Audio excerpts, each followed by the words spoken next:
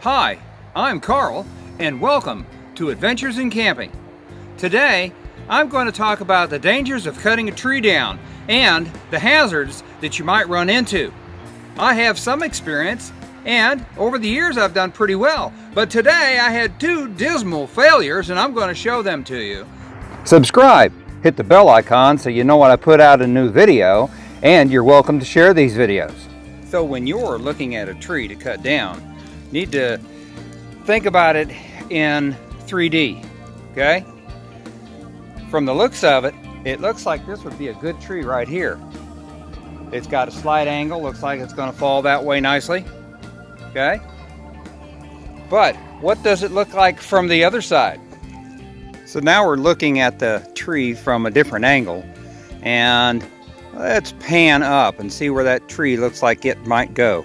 Wow, I know the sun's kind of blocking you there, but see that tree? Most likely this tree is going to end up in this notch, or it will end up in those branches up high because it's got to go right by all of that. Well, I thought this tree was going to fall the right way, but I obviously was wrong. Now you see that twist? All right, that's called barber shearing. That twist can be very dangerous in a very large tree. This could really hurt me or someone else.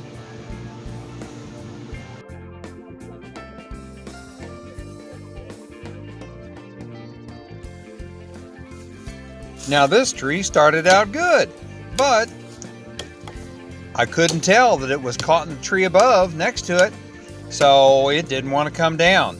Now I have a problem. That is dangerous. I tell you, I'm not a tree expert. So get some training before you go and try this.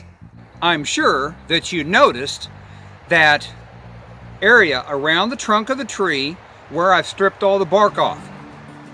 The reason I did that is over the years that bark collects sand and dirt and whatever else, and it's bad for your saw blade, especially if you're using an antique crosscut tree saw.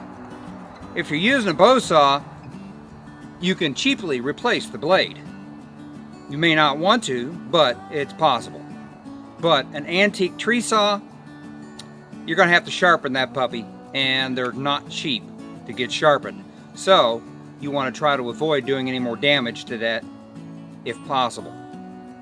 This is a one-man crosscut tree saw. I've chopped down some trees and not had any problems, but not today. They all seem to want to be snagged limbs above and not fall the direction that I wanted them to. And this is a bad one. How many ways can cutting down a tree go wrong? Well, here's another example.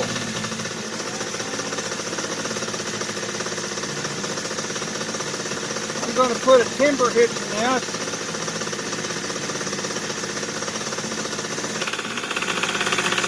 And then I'm going to pull it with the Rokon.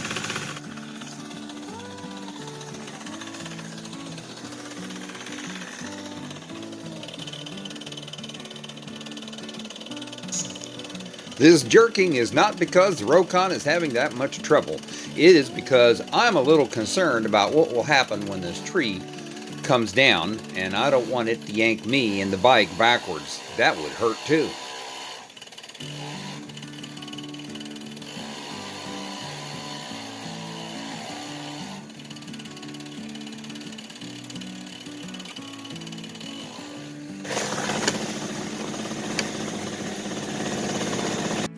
And there you go. I wouldn't have dared try that on my own or try to cut that off or pull that off without some kind of a machinery. So now you're seeing the things that can go wrong when you're trying to cut down a tree and you kind of know what you're doing. Hey, it's dangerous. Don't do it unless you really understand what you're doing. And I have an idea what I'm doing. I've had 2 failures today. I'm thinking I might call it quits. And that, my friends, is what can go wrong with trying to cut a tree down. I've cut trees down and had no problem. Today was just not my day. So, if today is not my day and I know a little bit of what I'm doing, if you don't have a clue, don't try to cut a tree down. Get somebody to teach you, one-on-one, not on a video. There are so many little things that you need to know when you're cutting down a tree. It's just not a matter of cutting it and watching it fall. You know, you've got to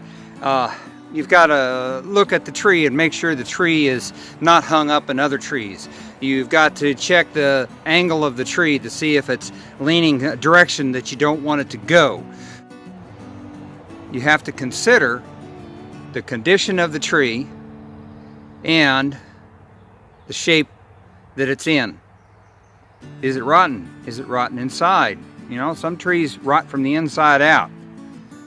There are so many variables involved, and some smaller trees aren't a problem. You know, your saplings and that, yeah, okay, you can cut that down, and if it falls and if it hits you, okay, no big deal. But that last one that I pulled down with the Rokon because it got hung, that could have hurt me bad. It was heavy enough. It was a heavy tree. It was big enough. And it wouldn't have killed me, but it could have broke something. Okay? Don't just think that that's not a big tree. It won't hurt me. Yeah. It's like, it's just a baby snake. It's not going to hurt me. Oh, isn't that a cute little rattle? You know, a baby rattlesnake is more dangerous than a full-grown one because it doesn't know how to, for lack of better words, dial back the amount of venom that it's going to pump into you. Okay? And like it or not, I am going to go ahead and I'm going to post this video so you can see what can go wrong. I ain't perfect. And there you go. Thanks for watching. Y'all be ready. Or, as what could have happened to me today, be a victim to circumstance. Y'all come back now. You hear? While you're enjoying the fire, I'm going to post a couple videos that you can check out later. Y'all have a great day.